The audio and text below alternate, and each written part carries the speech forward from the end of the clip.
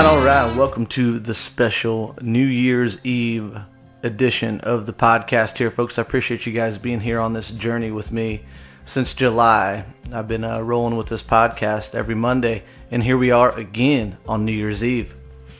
Right now, I'm coming to you. It's pretty early in the morning. I just got back from working out, trying to keep it down so the neighbors don't get too wild on me. Trying out some of my new podcast equipment here. I'm pretty excited for it. What I'm going to do for this episode is basically just talk to you about some things that really have helped me over the year to become better and more efficient with myself and my time. And hopefully some of these things can help you guys maybe in the new year when you're looking to try new things. You know, a lot of people have New Year's resolutions to try to improve themselves. And we're all a constant work in progress. So I'm going to share some of the things that I've been doing this past year that's really changed the game for me. The first one I'm going to start off with is meditation. If you've never tried it, it sounds kind of silly, and what can I say? If you've never tried it, it's very foreign. It's almost like another language. Anytime you learn something new, it's like learning a new language. But meditation, I started practicing it by simply going on YouTube and typing in 5-minute guided meditation.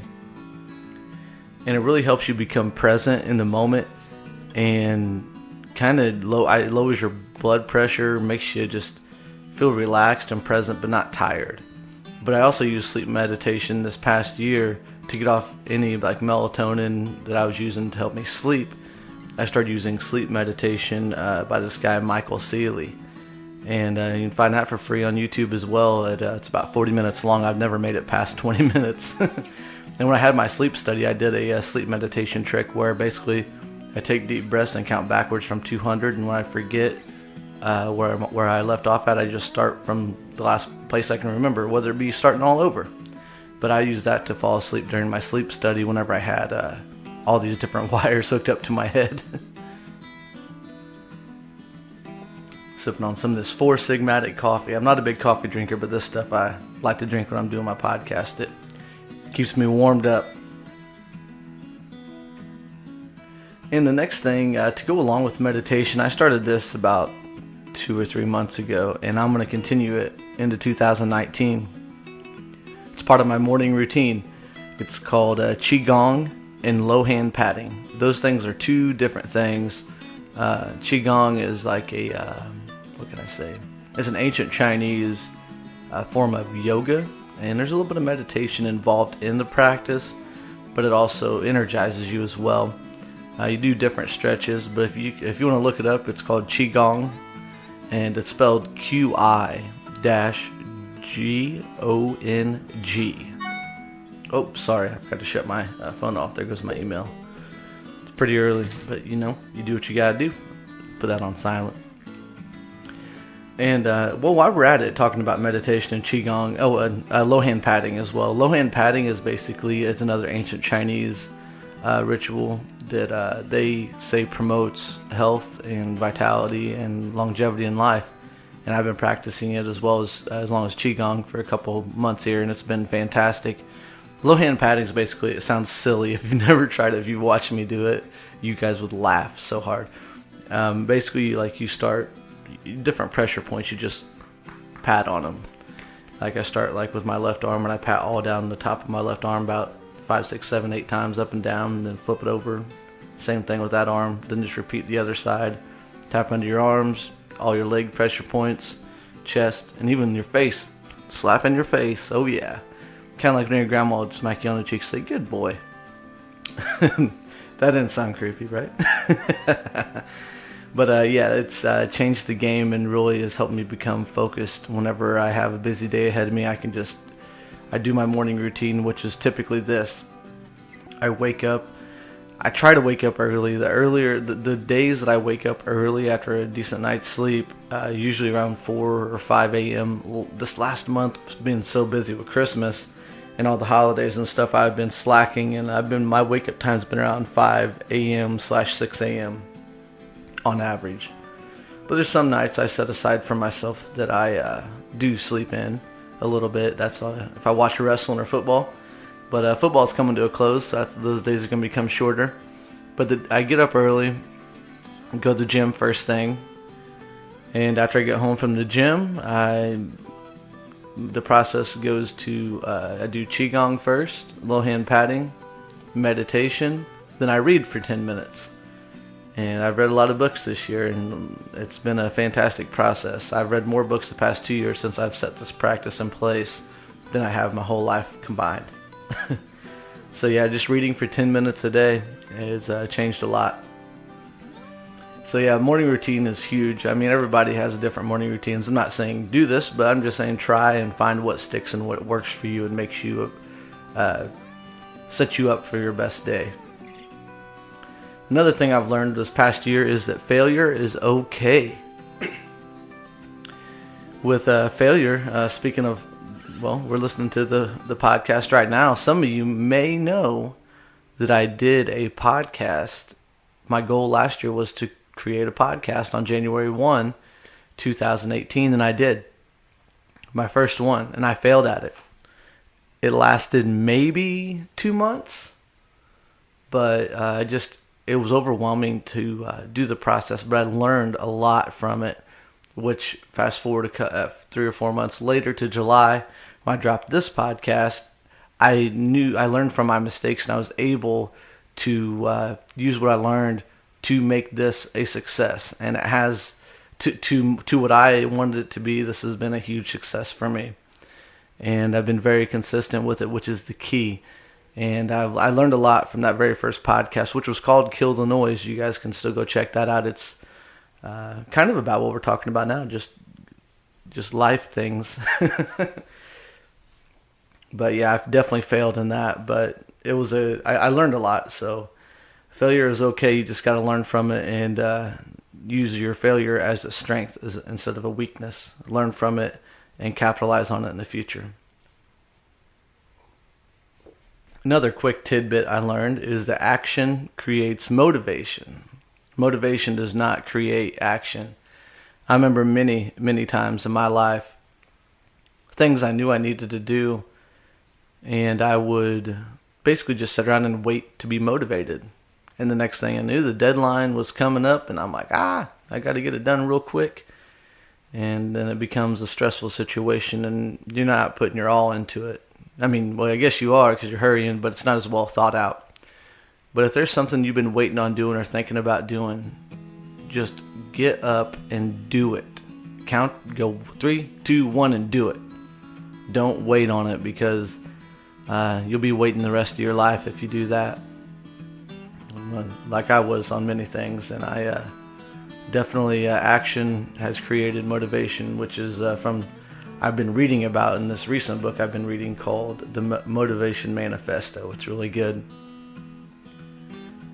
And another thing that I learned really well, which I mean, if you guys listen to like Tony Robbins or Gary Vaynerchuk or any of these Lewis Howes, these guys out here that are just trying to make the world a better place and make people more self-aware and just better the world. Another thing they preach about is only surround yourself with positive people and avoid those who poison you with like negativity, doubt, and fear. And that is huge because like I've learned that just looking back on my life, I learned that we tend to pick up on the patterns of other people, like get on their feeling level, whether it be up or down. So in this instance, you'd want to surround yourself with people that you want to feel like people that are always happy, energetic, being successful, creative, loving, caring, giving. You want to surround yourself with more of them kind of people as opposed to people that are always complaining, always talking bad about other people, always, just sad and stuff, because it's very damning to our souls and our minds and our hearts to be around that all the time. Now, there's nothing wrong with having somebody that has like an issue going on and being empathetic and working through it with them. But 9 times out of 10, any issue that we have, we can solve ourselves by being more aware of our feelings and thoughts and how we react to them. And another thing in that vein is just to be mindful of how like other people talk about, like if you're around other people and how they talk about other people. 9 times out of 10, they're probably talking like that about you. Do you want that type of energy in your life? Some people do. Some people, drama can be addicting. So that's why gossip is so popular. That's why there's been gossip magazines that have been selling forever, even though they're lying nine times out of 10. About, you remember those, they're still there, the magazines, like, I don't even know what they're called, but they all have like the same coloring, print, font, and everything. They're right up by the cash registers. Those babies have been selling, so it's a big thing, but it's good to be aware of that. Another huge thing that I have known for almost my whole life is believing in yourself, because that's huge. A lot of people will doubt you until you're successful. A lot of people will take a realist approach, which there's nothing wrong with that technically, if that's what you believe in.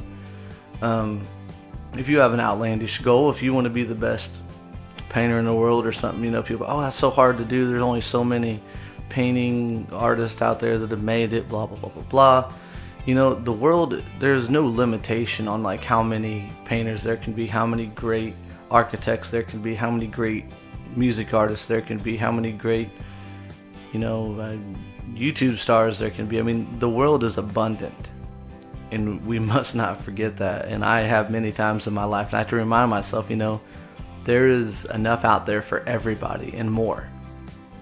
So believe in yourself and see your goals through. That's a big thing. And another thing here on the list is give to others, whether that be your time, gifts, doing things for them, as far as just helping them out, and just being able to give to others is the greatest gift that we can give to ourselves. I've learned that, and it's tough in this world where you want to protect your happiness, and so you're kind of selfish in that sense, which you kind of should be, to protect your own happiness, because you got to live with yourself for the rest of your life, so it's good to protect your happiness, but it's also good to step into that as well and go a little bit further and give to others, whether it be those in need or those you love. Give them your time. I'm not saying walk up to them, hand them $10, but some people may appreciate that and may need that at that time. But yeah, time is the ultimate currency in this life, because time is all that we have. So be mindful of how you spend that as well. I know I'm kind of getting all over the place on this, but I'll move on to the next one, which is one of my big goals that I have every day, and I have achieved it so far every day this year. I haven't yet today. So hopefully some of the people I encounter today, I'm going to get to achieve this goal. I achieved it every day so far. It's just something simple. Make 2 people smile every day. My goal is always strangers, but it's always good if you're around family, friends, make them smile too. Give them a laugh or two. And I remember one time it was on a weekend, and I'd only made one person smile, so I had to go up to Walmart and find somebody to make smile. So I did it. It was the greeter, which they're always kind of paid to smile, but I've gotten to know the one up here, Lynn, pretty well. So I always give her a hard time. Another thing that's really helped me out this year and last year was journaling. And what I use, I have a regular journal too that I hit every once in a while, but every day I write in this journal. It's called the Best Self Co journal. You can check it out on like bestselfco.com, like bestselfco.com, and you can buy them. And it's a 3-month journal, and basically there's a daily journal where it has like a timeline of the day, so you can like put in your schedule. You write down 3 things that you're grateful for that morning, and then you have a main goal for the day, and then 3 top targets for the day to help you reach your main goal.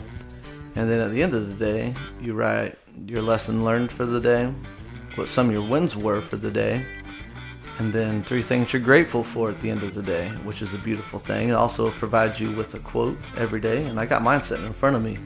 And the quote for today is from Karen Casey. one part at a time, one day at a time, we can accomplish any goal we set for ourselves, which is true. It's all about planning, because I would say anything that anybody's ever wanted to do, typically career-wise, it's already been done. So you find somebody that's done that, and like Tim Ferriss' podcast talks a lot about this, and just basically finding somebody that's done it, see how they got to where they're at, like just deconstruct where they are at to where they started. It's very, very interesting. Let's see here. Oh yeah, and along with believing in yourself, kick out limiting beliefs. Sometimes we tend to put a top or a ceiling on what we believe we can do, or what we believe we can feel, what we believe we can achieve in life and have. The world is abundant, folks. I am a true example of believing in yourself and not having limiting beliefs. And it's a struggle. It's a daily struggle sometimes. But I'm a testament to believing in yourself.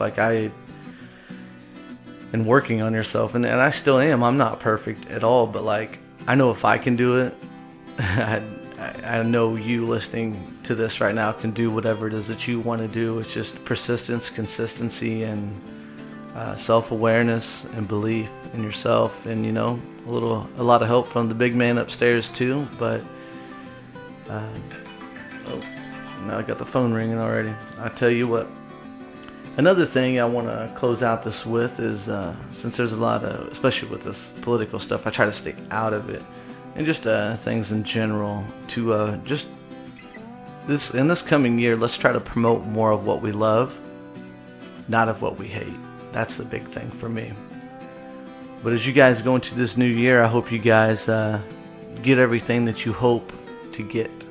Having hope and faith and belief in yourself and the people around you is a huge thing. So with that said, I'm going to hop off here, and I'm going to get rolling with this day, because emails and phones are already blowing up. So hope you guys have an amazing, amazing New Year's.